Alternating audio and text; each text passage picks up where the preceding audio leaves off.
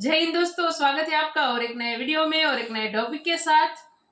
Pakistan media crying is Oman Sultan coming India not in Pakistan. तो इससे तो पाकिस्तान की तो और जलने वाली है, क्योंकि एक मुस्लिम कंट्री का जो नेता है वो भारत आ रहा है और भारत के साथ रिलेशन अच्छे हो जाएंगे। भाई पाकिस्तान में तो दहशत मतलब डर तो आ ही जाएगा, रोना भी आ जाएगा। ये तो सही बात है। लेकिन दोस्तों वीडियो लास्ट तक जरूर देखना, अच्छी लगे तो लाइक और शेयर हम जरूर चाहेंगे, रिक्वेस्ट करेंगे कि आप लाइक वीडियो को कीजिए और कमेंट में लिख दीजिए जो आपको चीज़ अच्छी लगती है पाकिस्तान के लिए, या तो जो चीज़ बुरी लगती हो पाकिस्तान के लिए, और पाकिस्तान के लिए जो भी लिखना चाहते हो वो लिख दीजिएगा। और चैनल पर पहली बार आए और सब्सक्राइब नहीं किया तो सब्सक्राइब जरूर से करिए। चलिए स्टार्ट करते हैं।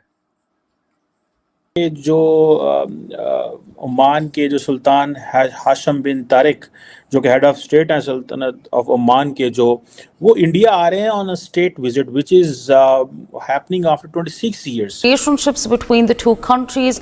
The head of the state of Sultanate of Oman, Sultan Haitham bin Tariq, will be coming to India with a high-level delegation on December 16th. और ये जानकारी भी सुनी होगी कि ओमान के सुल्तान भारत आ रहे हैं। अब इसकी चर्चा भारत से ज़्यादा पाकिस्तान में है। अच्छा, ओमान के जो सुल्तान आ रहे हैं, इसके बाद पाकिस्तान में खलबली मची हुई है। आप चाहते हैं, आप तालीम की तरफ तवज्जो नहीं है आपकी तरक्की चाहते ही नहीं है आप तरक्की नहीं। मैं ये आपको गारंटी से कह देता हूं, देखें, हमेशा मीडिया और सियासतदान वही चीज बेचता है जो कौम खरीदना चाहती है। प्राइम मिनिस्टर मोदी की जो मिडिल ईस्ट पॉलिसी है वो बड़ी इफेक्टिव है, और वो जो हेजिटेशन थी इंडियन फॉरेन पॉलिसी इस्टेब्लिशमेंट के अंदर, मिनिस्ट्री फॉर एक्सटर्नल अफेयर्स के अंदर, कि मुस्लिम दुनिया तक अप्रोच ना करें, पाकिस्तान का इन्फ्लुएंस है, कश्मीर है, बहुत सारे और मामलात हैं। It seems with every passing day things are changing. और अभी हम देख रहे हैं कि क्यों दे रहे हैं? सबसे बड़ी वजह क्या है कि पाकिस्तानी वहां जाकर चोरी डकैतियां करते हैं। सबसे बड़ी रीजन ये है कि पाकिस्तानी जाते हैं वहां जाकर चोरी डकैतियां करते हैं ना, फिर ये करते हैं। हालांकि मुसलमान है, मुसलमान इस वक्त इंडियन इंस्टीट्यूट ऑफ जो इंफॉर्मेशन टेक्नोलॉजी है, 26 ब्रांचें हैं उनकी, 26। और आज आपको मैं बताना चाहता हूं, अमेरिका के अंदर सबसे बड़ा इंस्टीट्यूट है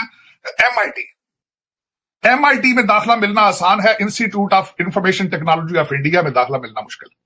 26 साल के बाद ये हो रहा है स्टेट विजिट, और बड़ा हाई लेवल डेलीगेशन है। आपको पता है कि नरेंद्र मोदी साहब ने ओमान को G20 पे भी इनवाइट किया था।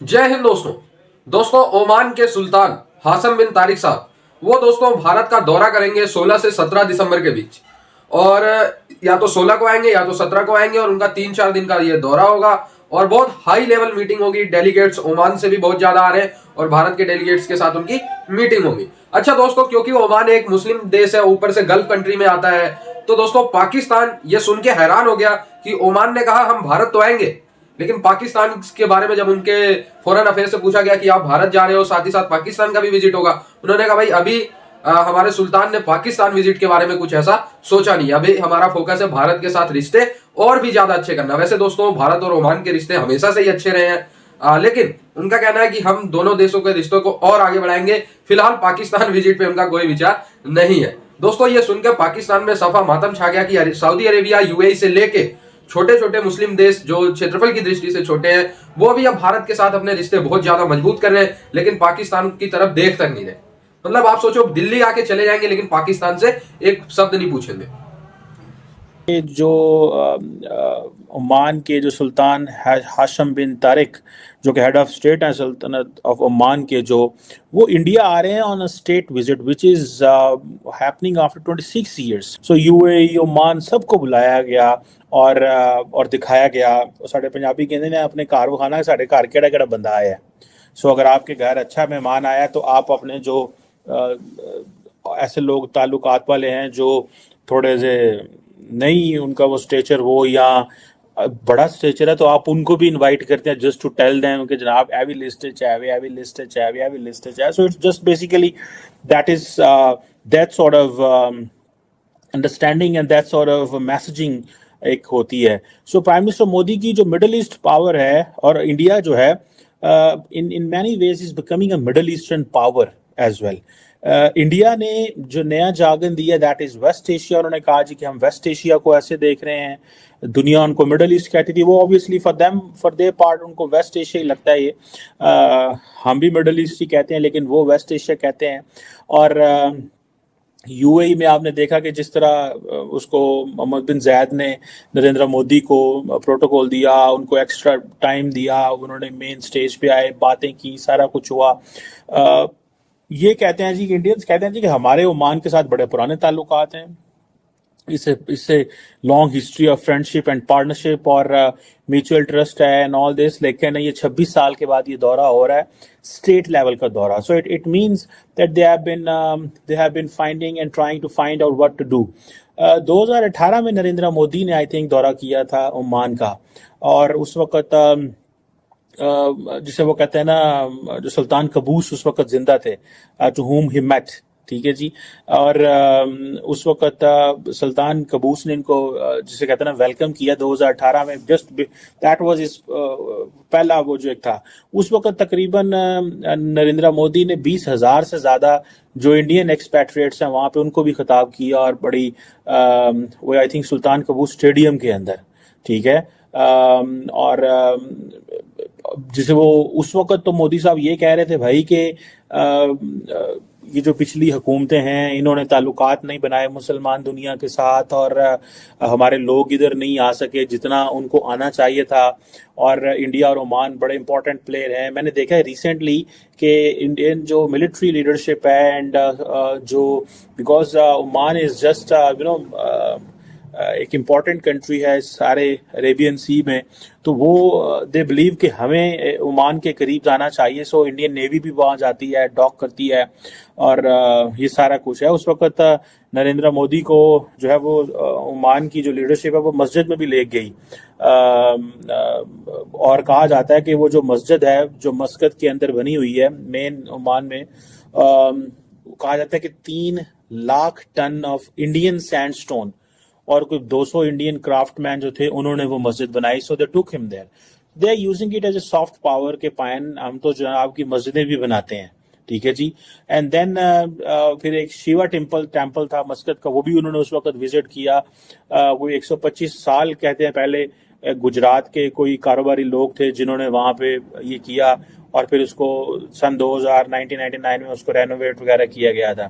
So prime minister Modi was reaching out to every country. So यहाँ पे वो 125 साल पुराना जो टेम्पल है वहां पे जाते हैं, मस्जिद में भी जाते हैं। उस वक्त मस्जिद में जाना जरूरी था to give a message that कि मैं मस्जिद भी जा रहा हूँ, टेम्पल भी जा रहा हूँ and all that, and plus क्योंकि वो इंडियन क्राफ्टमैन ने उस पर काम किया हुआ था, उसमें इंडिया के जो सैंडस्टोन लगे हुए थे, तो it was very necessary to go and give a message on this. So ये जिसे वो कहते हैं ना कि इंडिया की बड़ी तगड़ी एक मार्केट है। मेरे गांव का एक लड़का ओमान होता है, and he once told me कि उसने कहा कि सर इधर ओमान के अंदर जो इंडियंस हैं दे आर वेरी कैपेबल इन अ वे कि उनको इंग्लिश आती है, वो मार्केटिंग कर सकते हैं, वो HR की पोजीशन में जा सकते हैं, और हमारे लोग सारे ज्यादातर जो हैं वो है जो है ना दिहाड़ी दफा करते हैं, ठीक है, they are not into it. So ये इसका मतलब ये नहीं होता कि पाकिस्तानी जो है उनको अच्छी एग्जेक्टिव पोजीशन नहीं मिल रही होती, बहुत सारी जगहों पे पाकिस्तानी होते हैं, but we are talking of largely. So जिसे वो कहते हैं ना कि ये that is something that shows कि ये चीजें हैं। सो नरेंद्र मोदी की जो मिडल ईस्ट पॉलिसी है वो भी काम कर रही है। ओमान भी देखें, जैसे मैंने बताया कि वो दे आर कमिंग। पिछले 10 सालों में नरेंद्र मोदी जो है उसने somehow Middle Eastern partners को जीत लिया भाई, ठीक है जी। और यही वजह है कि the Americans realise that we have to get India into I2U2। यहीं से सऊदीज को भी तकलीफ हुई, they didn't like it at all, and that's why जो मोहम्मद बिन सलमान है वो सऊदी अरब इंडिया आए और उन्होंने आके एक स्पेशल ताल्लुक जो है वो प्राइम मिनिस्टर मोदी और इंडिया के साथ शुरू किया। And that was I think one of the that may be the first time जब प्राइम मिनिस्टर मोदी जो है मोहम्मद बिन सलमान जब आए इंडिया, तो the Saudi leadership didn't come Pakistan. Normally Saudi leadership Pakistan आती होती थी जब whenever they used to come there. So Americans, Saudis, everybody used to come, but now the things have changed. They come to India and they go back. दोस्तों, तो पाकिस्तान को मतलब पाकिस्तानियों आपको हर एक वीडियो में हर एक लोग बोलते हैं कि भाई आप पढ़ लो, लिख लो, देश के लिए कुछ अच्छी बातें किया करो, किसी और देश के लिए भी अच्छी बातें किया करो, किस दूसरे देश में जो कुछ अच्छी चीजें सीखो। लेकिन वो तो आपको करना नहीं है। आपको एक चीज करनी है, वो है जिहाद, वो करते रहो। हाँ, ठीक है। बाकी जो मुस्लिम कंट्री के साथ मोदी जी रिलेशन बना रहे हैं, संबंध बना रहे हैं, उसका कुछ ना कुछ मायना होता है, उसका कुछ ना कुछ रीजन होता है। उसी रिलेशन से देश की जो है प्रगति होती है, उसी रिलेशन से देश में जो आयात निकात जो होती है वो बढ़ती ट्रेड है, बढ़ते हैं और इकोनॉमी स्ट्रांग होती है। हाँ, ट्रेड बढ़ता है, इकोनॉमी स्ट्रांग होती है, और जो आवाम है देश की, उसको रोजिंदा जो सामान की जरूरत होती है वो सस्ते मिलते हैं, तो वो भी स्ट्रांग होते हैं। ये सारी चीजें हर एक देश बात करता है, सिवाय एक कंट्री, वो है पाकिस्तान। और फिर बस आप जलते रहो ये सब देखकर, आपको बस और कोई काम नहीं है, बिल्कुल। जलना ही है। पाकिस्तान में है क्या, मेरे को ये नहीं समझ में आया, ऐसा क्या है कि दूसरे देश के लोग वहां पे आए। हाँ, और ये ओमान के मतलब सुल्तान है, वो उसके साथ मतलब वहां से वो जो मतलब दूसरे मिनिस्टर है वो भी साथ में आएंगे। हाँ, दूसरे मिनिस्टर की उसकी टीम जो होगी, मिनिस्टर वो टीम, वो पूरी आएगी। बहुत सारे लोग आएंगे। उससे यही होता है, देखो ओमान के साथ रिलेशन बहुत पुराने हैं भारत के, अच्छे है और अच्छे भी है। कभी उसके साथ कोई ऐसी मन मुटाव हुई नहीं है भारत की, और ओमान को भी भारत की जरूरत है, और भारत को और ओमान ओमान की। अभी वो चाहता है कि हमारा स्ट्रॉन्ग रिलेशन हो। बिल्कुल, मतलब। अरे सभी देश यही चाहते हैं कि खुद के जो नागरिक के लिए कुछ अच्छा करे, सिवाय पाकिस्तान। उसको उसके नागरिकों की नहीं पड़ी है। वो हमने जब वहां पे बाढ़ आई थी, उस बाढ़ में हमने देख लिया कि पाकिस्तान को, पूरी दुनिया को पता है कि पाकिस्तान ने क्या किया। बिल्कुल। और अभी भी जो वहां पे हालातें हो रही है, जिस हिसाब से वहां पे डेली बम धमाके होना, ठीक है, डेली गोलीबारी होना, डेली किसी ना किसी का किडनैप हो रहा, ये डेली वहां पे हो रहा है, तो उससे समझ में आ जाता है कि पाकिस्तान सरकार को उसके नागरिक का जो भी है उसके साथ कोई लेना देना नहीं है। नागरिक 45,000 रुपये का लाइट बिल भरे, नागरिक 2 से 3 हजार का गैस सिलेंडर ले, नागरिक 350 रुपये का फ्यूल भरवाए, उससे कोई फर्क नहीं पड़ता इन लोगों को सिर्फ और सिर्फ फर्क पड़ता है कि कब हम भारत में कुछ अच्छा बुरा हो और हम मीडिया में आके भौंकना स्टार्ट करें, हम खुश होवे, ठीक है। और इलेक्शन आ रहे हैं तो यही बात करेंगे पीओ कहीं। लेकिन इस बार तो नवाज शरीफ जी कुछ और ही बात कर रहे हैं, देखते हैं। इस बार तो नवाज शरीफ जी का मूड कुछ अच्छा लगता है दिखने में उसकी बातों से, लेकिन वो तो जब इलेक्ट होके एज ए प्राइम मिनिस्टर बनेंगे तब पता चलेगा कि देश का अच्छा होगा या बुरा। हालांकि नवाज शरीफ का कार्यकाल जब तक था तब तक ठीक ही रहा, इतना कुछ बुरा नहीं हो, लेकिन पाकिस्तानियों के लिए तो पता नहीं। आपके वहां तो कोई भी नवाज शरीफ आए या कोई भी आए, वहां तो फिक्स है 2.5 साल तक टिकने देने का, फिर जेल में डालने का, देश से बाहर भगा देने का। पाकिस्तान के जितने भी प्राइम मिनिस्टर अब बन चुके हैं आफ्टर पीएम, मतलब पीएम पद छोड़ने के बाद, वो कभी अच्छी जिंदगी जी ही नहीं पाए। उसको ज्यादातर तो जेल में ही बिताना होता है, ज्यादातर जेल में हुए हैं। बाकी उसके जो आर्मी ऑफिसर है वो भी, उसके साथ भी ऐसा ही सुलूक हुआ, वो तो देश छोड़ के निकल लेते हैं, और वहां के प्राइम मिनिस्टर को भी देश छोड़ना मजबूर हो जाते हैं। पता नहीं ये लोग क्या कर रहे हैं, भगवान जाने। वीडियो को यहाँ पे समाप्त करते हैं, आपसे विदाई चाहते हैं, मिलते हैं और एक नए वीडियो में आपके साथ। टिल देन, जय हिंद, जय भारत।